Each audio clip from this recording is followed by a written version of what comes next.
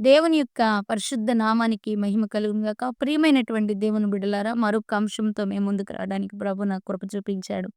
అదేమనగా మనము మత్తయి సువార్త 26 అధ్యాయం 40 నుంచి 46 వచనాలను ధ్యానం చేసినట్లయితే, ఇక్కడ మనకు తెలుసు దేవుని బిడ్డలారా, గెత్సేమనే తోట దగ్గర ప్రభువు తాను అప్పగింపబడు రాత్రి ప్రార్థన చేసుకుంటున్నట్లుగా మనం చూస్తా ఉన్నాం.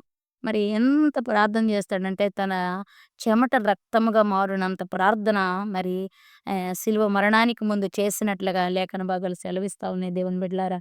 ఎందుకంటే ఎందుకంటే తాను భూమి మీదకొచ్చినటువంటి ఒక పని సంపూర్తి చేయాలనేది దేవుని యొక్క తపనయ్యున్నది.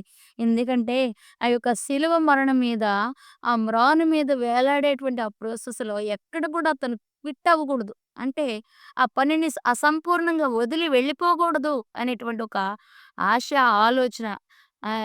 మరొక మాట చెప్పాలంటే తన తండ్రి యొక్క చిత్తాన్ని తను నెరవేర్చాలనేటువంటి తృష్ణతో చాలా భారభరితమైనటువంటి ప్రార్థనను దేవుడు చేయటం ఎంతో మరి నిజంగా సంతోషాన్ని కలిగిస్తా ఉంటది దేవుని బిడ్డలారా. ఎంతో అనుభవంగా ఉంటా ఉంటది. ఏంటిదంటే మరి తనతో పాటు శిష్యులను గూడా తీసుకెళ్తాడక్కడికి.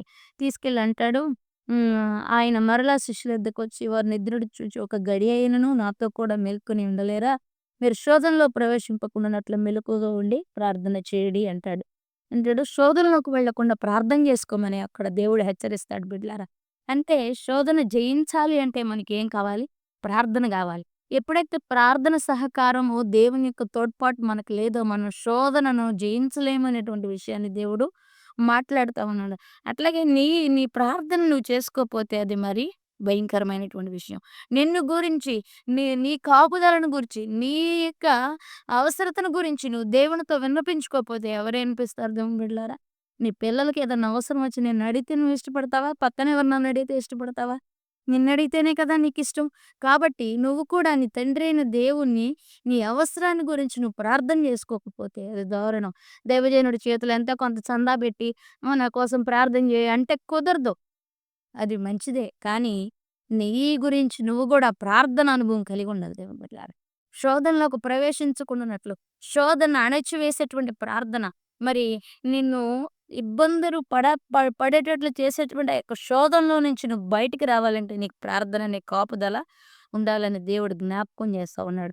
ప్రార్థనల పర్సనల్ ప్రేయర్ నువ్వు కలిగి ఉండాలి. కుటుంబ ప్రార్థన నువ్వు కలిగి ఉండాలి.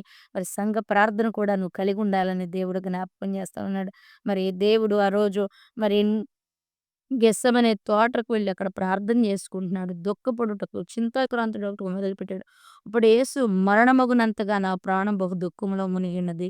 మీరిక్కడ నిలిచి నాతో కూడా మెలకువగా నుండుడని చెప్పి కొంత దూరం వెళ్లి సాగిలపడి, నా తండ్రి సాధ్యమైతే ఈ గిన్నె నా యొద్ద నుండి తొలగించు. తొలగిపోనిమ్ము. అయినను నా ఇష్ట ప్రకారం కాదు, నీ చిత్తమే ప్రకారమే కానిమ్మని ప్రార్థన చేసింది. దేవునికి ఆ పాప భారం మోయడం చాలా కష్టమండి. ఎందుకంటే ఆయన పరిశుద్ధుడైన దేవుడు, బలవంతుడైన దేవుడు. కానీ మానవుడి పాపము ఎంత భయంకరమైందంటే ఇర్మియా గ్రంథంలో మనం చూసినప్పుడు ఇనుమునైనను, ఉక్కునైనను, కంచునైనను విరవగలిగినటువంటి శక్తి దేనికుందంటే పాపానికుంది దేవుని బిడ్డలారా. అట్టి భయంకరమైనటువంటి మెల్టవును ఒక పదార్థం లాంటిది పాపం. ఆ పాపాన్ని జయించాలంటే ప్రార్థనా శక్తి కుమారుడైన యేసుక్రీస్తు వారికి ఎంతో అవసరం. ఎందుకంటే నాలుగో మాటలో ఏలి ఏలి లామా సబక్తాని దగ్గర తండ్రి పాపభారము కుమారుని మీద పడినప్పుడు సహవాసం కోల్పోతాడు. తండ్రి బిడ్డను విడిచిపెట్టాల్సినటువంటి పరిస్థితి వస్తది.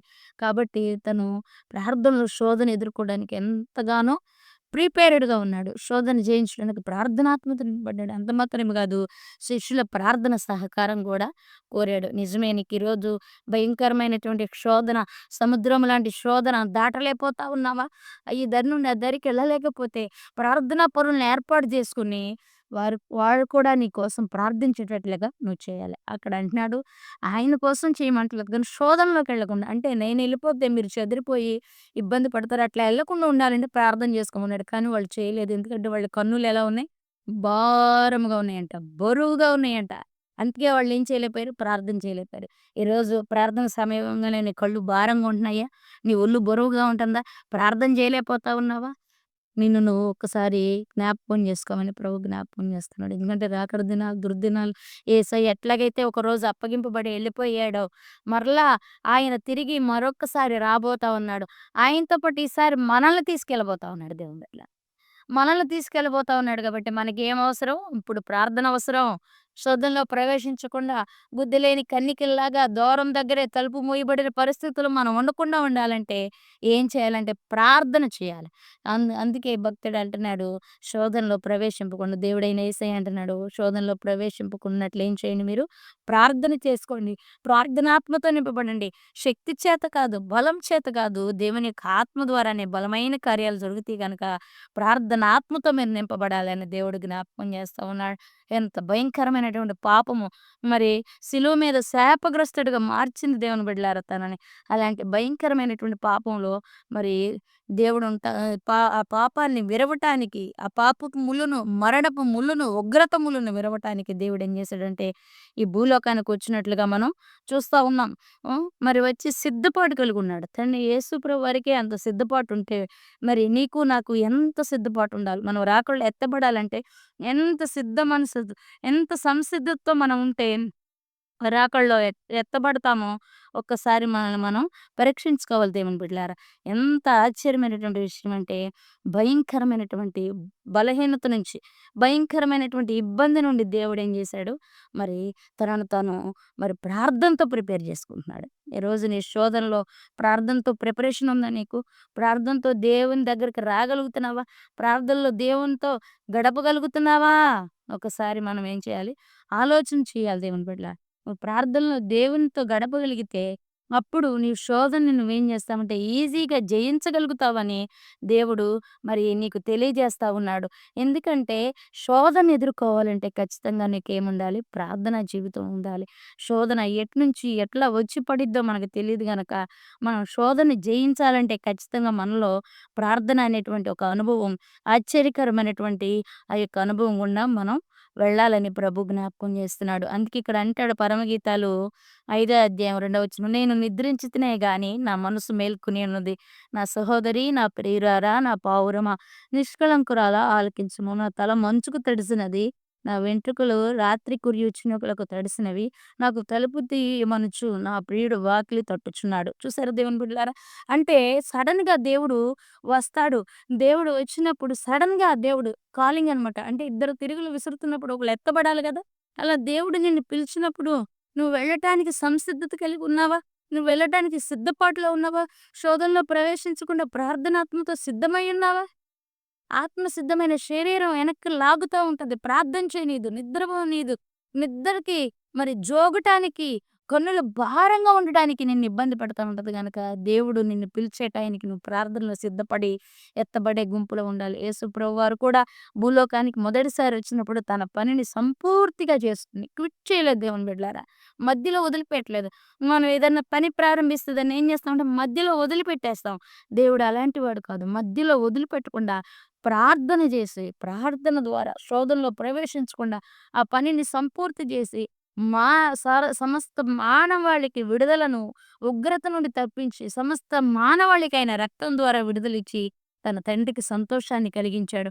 ఈరోజు రెండోసారి మనల్ని తీసుకువెళ్ళటానికి రాబోతా ఉన్నాడు. ఆ రక్తం యొక్క విలువ ఈ రెండోసారి మనల్ని తీసుకువెళ్తున్నప్పుడే ఏమంటది దాని ఎంతవరకు అది విలువగా ఉపయోగపడిందనేది తెలిసిపోతది దేవుని బిడ్డలారా. ఎందుకంటే ఎంతమంది ఎత్తబడతారో, ఎంతమంది విడువబడతారో తెలీదు. దేవుడు రెండో సమయం వచ్చినప్పుడు. కాబట్టి ఆ రెండో రాకడలో ఎత్తబడాలంటే నేనైనా, నువ్వైనా శోధనలో ప్రవేశించకుండా ప్రార్థన చేసి మెలకువగా ఉండి, దేవుడొచ్చేంత వరకు మన రక్షణ జీవితాన్ని సంపూర్ణంగా కాపాడుకొని ఆయనతో కూడా గొర్రెపిల్ల వివాహ మహోత్సవ విందులోకి వెళ్ళాలని ప్రభువు పేరట మనవి చేస్తా ఉన్నాను. కాబట్టి శోధనలోకి ప్రవేశించకుండా ప్రార్థన చేయాలని ప్రభువు పేరట మనవి చేస్తున్నాను. ఇట్టి మాటలు ప్రభు మన వినికిడిలో దీవించి, ఆశీర్వదించి బలపరచునుగాక. ఆమేన్. God bless you.